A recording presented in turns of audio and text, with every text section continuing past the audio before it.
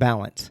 Yeah, one of my favorite topics. I love talking about balance. I have multiple clients come to us that want to address working on their balance. And you've probably heard me talk about in a previous podcast that balance is kind of two-part. It's a physical part, obviously. If you have limitations or weaknesses, it's the physical part. But it's also very much a mental part. There's a lot that goes on in the brain, especially in the cerebellum. But did you know that balance is one of a member of triplets? It actually has two, really not even cousins, I would say brother and or sister, that work very closely together. These three aspects are dexterity, agility, and balance, and they are in an interconnected system in the cerebellum. Discussing that today on the Personal Edge Fitness Podcast. Welcome to the Personal Edge Fitness Podcast with Garrett Williamson. Health, wellness, exercise, nutrition, and a whole lot more.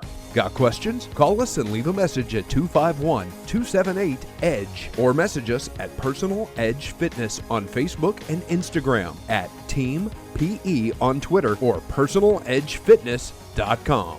Good day and welcome to the Personal Edge Fitness Podcast. My name is Garrett Williamson. I'm president of Personal Edge Fitness. Thank you so much for joining us today, and welcome to another podcast talking about one of my favorite topics, which is balance and the connection to that balance to dexterity and agility. I want to do kind of a deeper dive into this today. Now, if you have any questions concerning this podcast, or you have a question about anything dealing with dispelling the myths of health, fitness, and wellness, please reach out to me at area code 251-278-3343. That's 251-278-EDGE. You can also reach me at Garret, Garrett, at personaledgefitness.com. That, of course, is also our website, and Personal Edge Fitness is our Facebook page. Hit me up on Twitter at Team PE if you're so inclined.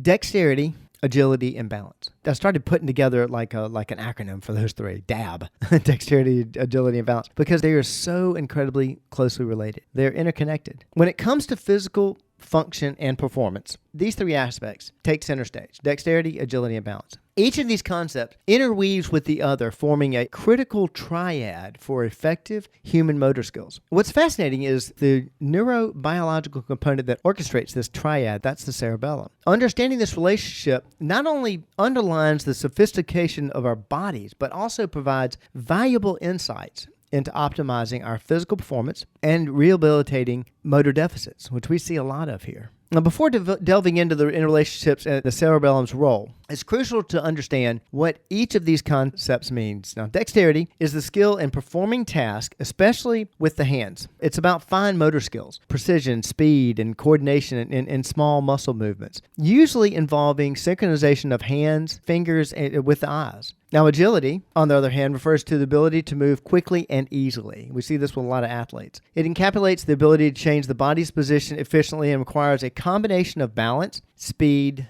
strength, and coordination. So you can see why it's tied so closely to athletics. Now, lastly is balance, one that a lot of people come to see us about. This is the ability to maintain the body's center of mass over its base of support.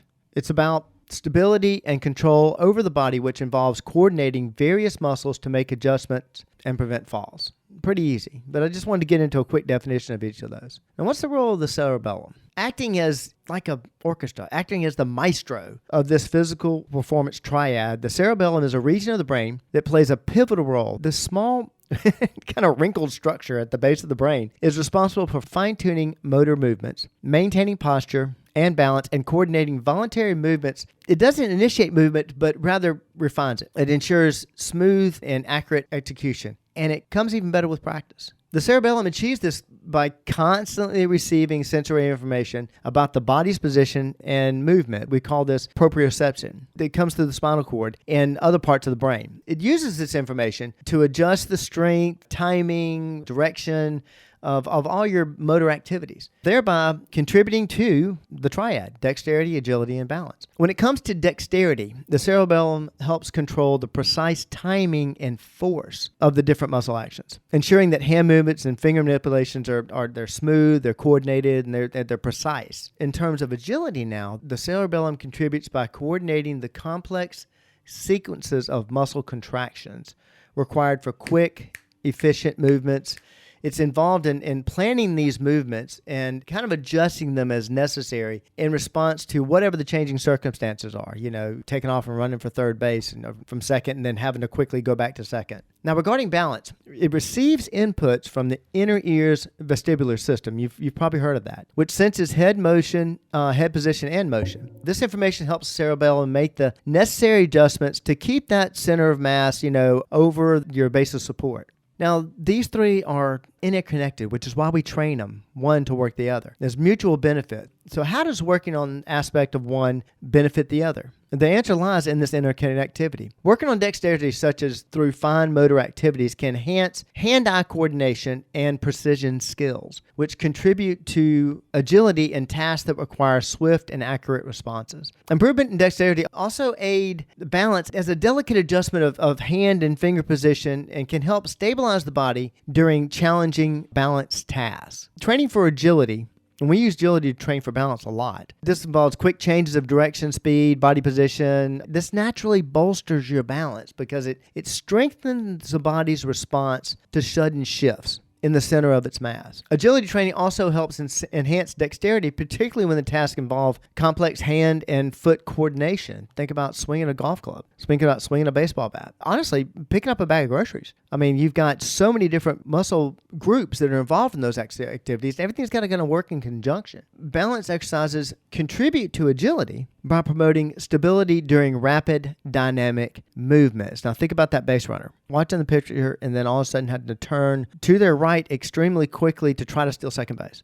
Agility is the ability to shift, to turn real quick, to make that quick movement. And instead of your body facing one direction, it's got to switch and face the other direction. We got to shift from the weight from the left foot to the right foot to dig in, or right foot, left foot, depending on which, it would be left foot on the base if you're watching the picture. And shifting to that right foot, that's your agility. But having the stability that comes from balance. By balance would be controlling that mass, controlling your weight over whatever your stable grounding point of your body is. And in this case would be your right foot going from left foot to right foot. Well, you've got to have good balance to be able to make that shift. This is why you see a lot of seniors. And again, it's not because time passing on the calendar. It becomes through degeneration that we did ourselves of the cerebellum by not doing these tasks. You watch seniors and a lot of times they'll shuffle their feet. They won't pick them up. They'll say their balance is off. Well, yeah, their balance is off because they haven't practiced it very much. They've got to stoop over and they're lowering their center of gravity and that's the reason they stoop over. And they shuffle their feet or don't want to lift their feet up because they're not sure about that stability. Well, that goes back to that base running. I mean, we take it for granted that, yeah, it's easy. You just run, put the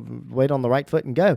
Well, that's because you have very good control of your balance through your cerebellum that you're able to do that. So all of these activities, like I say, the triad, are interrelated. And why did I want to do this podcast? Why do I want to talk about this? Because I've discussed these things before. The one I haven't really talked about is dexterity. And actually reading about it and studying for this podcast, it's one of those things that kind of slapped my forehead going, of course, dexterity is directly related to the strength of the cerebellum and your ability to balance, your ability to be more agile. Whenever I have anybody come in to talk to me mostly about balance. When it comes to agility, clients that come and talk to us about agility feel pretty comfortable with their balance. They're not super concerned about their balance, and so they are concerned about being able to turn quick or whatever, but balance is a foregone conclusion. That doesn't even cross their mind. And most people don't know that they're all related. Though we may use balance to help an athlete with their agility by working on a BOSU ball or even doing balance beam work or standing on one foot or shifting weight with creating force like on a band where they're standing on one foot and creating force by pulling the band that they're holding in their hands off to one side and they have to kind of hold themselves still. That's working on their balance. That's again improving agility. But with all of our clients that I have that come talk to me about balance, I make sure before we leave that consult that I've discussed the relationship of agility because I'm going to use a lot of agility in order to challenge their balance. There's a preconceived notion that if we're going to work on balance, then I'm going to be standing still a lot. I'm going to be quote unquote balancing. I'm going to be standing on one foot. Or I'm going to be standing on a BOSU ball, or I'm going to be walking on a beam. And I realized after quite a bit of time that I had clients that felt like if I'm not doing that activity, that balance beam or that what I've always thought of as balance, then I'm not working on my balance. I had a client that 2 days ago that I was working with that's been with me 26 years. And we got on the balance beam. Hadn't been on the balance beam in a while. And he wasn't fantastic at it. He remembers the time when he did it and had no trouble with it whatsoever. Didn't mean his balance was gone. We've been doing agility work left, right, and center. We do agility work almost every time he's in here. When it comes to doing a balance beam, well, that's like something that's sport specific. I'm going to go off on a sidetrack a little bit here. The fact that he couldn't do the balance beam as well, he was able to do it, but he wasn't able to do it as well as he once did. Well, it's sort of like taking a baseball player, and it's a fantastic,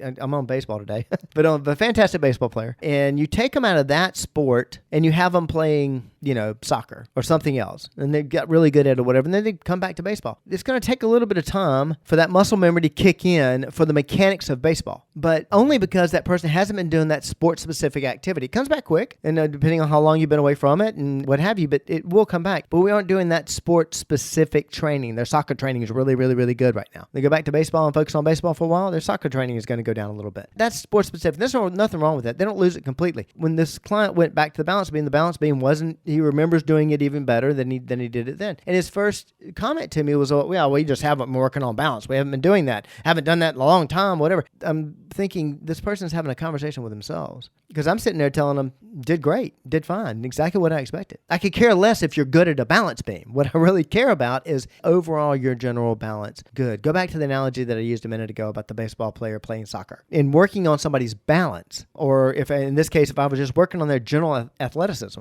that's what I care about. In that case, I care about the general athleticism. I'm not worried about them being excellent in baseball. Only in this example and scenario. If I have a baseball player coming in here, of course, that's what we're dedicated to, is making them play better in baseball. But the way that relates to that balance beam, I could care less if my client can do a balance beam well.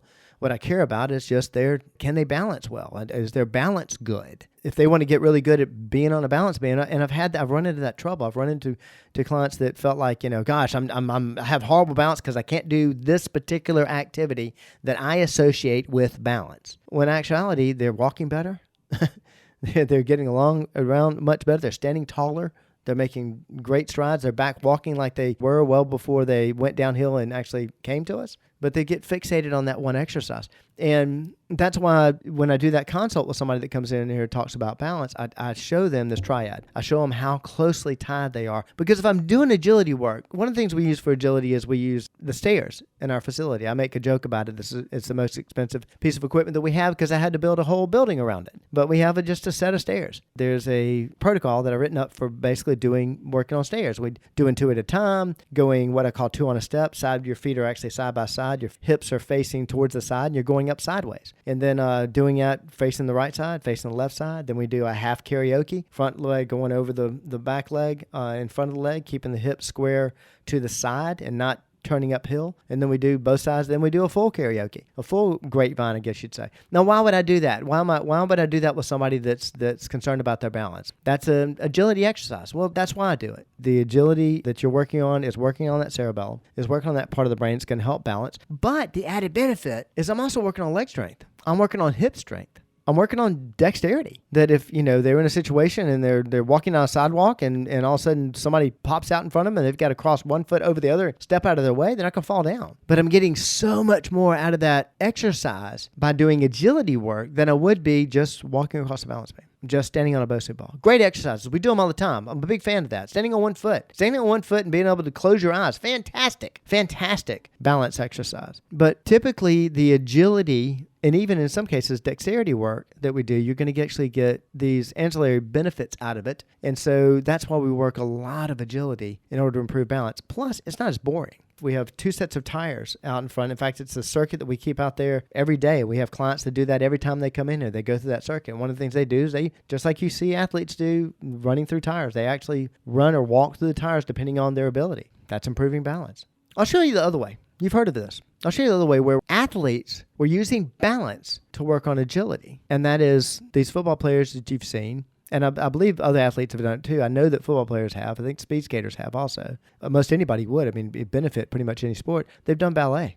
They've done ballet because they're trying to improve their athleticism. Herschel Walker. I know, use ballet, train ballet in the off season to basically be a better running back. His balance, when he shifted and cut on the field, just like I was talking about earlier, the baseball player that's trying to steal second and he shifts all his weight to one side, he's more balanced. That's a much more stable foot plant. And he's able to make that shift. His cerebellum's able to process that so he can actually move faster. His agility is going to be better because his balance is better. And so it works both ways. I apologize. I'm beating this to death, but I'm a big fan. I'm a big fan of working balance. I'm also a big fan of knocking down that ridiculous idea that when time passes on a calendar, your balance just changes and you can't get it back. Ugh, that's completely wrong. It's a complete lie. It's easy to get it back. If you have the physical weakness, fine, we'll work those muscles. That's easy. We do that stuff in our sleep. But using one of those three, that triad, it all exists in the cerebellum. That's the maestro. That's what's controlling all of this. And so working on one works on the other. What can you do at home? Well, working agility, climbing stairs, trying to climb stairs. If you want to be very safe about it, make sure your hand is above the handrail, but try to do it without holding on, knowing that you've got your hand right there. You can grab it if you need to. But that's one thing. Anything that takes any kind of dexterity, even if you're sitting down and you're doing hand dexterity, believe it or not, sewing is an exercise of dexterity. And that actually will improve your balance. It sounds crazy, but it literally will improve your balance because it'll improve that cerebellum. It's very popular that seniors will do crossword puzzles. It's good for your brain, do crossword puzzles. Well, I did a podcast on this talking about how the exercise is, and I'm not against crossword puzzles. I think that's a fantastic activity. Reading is a fantastic activity. Very good for your brain.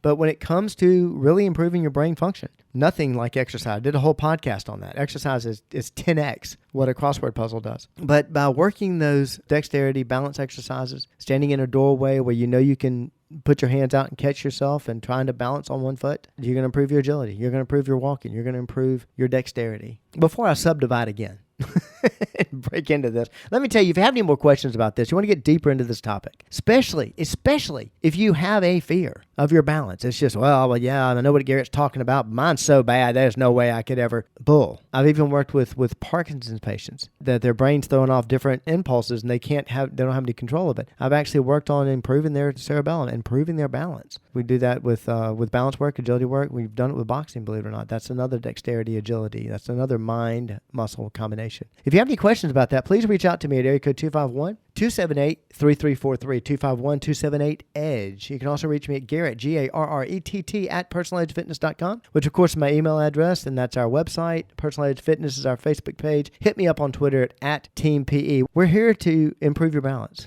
We're here to help your agility, whether an athlete or not. Something we work with a lot. We'll even improve your dexterity. We'll do whatever we need to do that's not illegal, immoral, or fattening to help you reach your level of wellness. Thank you so much for tuning in today, and I hope I see you next time. Thanks for listening to the Personal Edge Fitness Podcast with Garrett Williamson. Subscribe now and be a part of the show by calling 251-278-EDGE or message us on Facebook and Instagram at Personal Edge Fitness or at Team PE on Twitter, and visit us at personaledgefitness.com.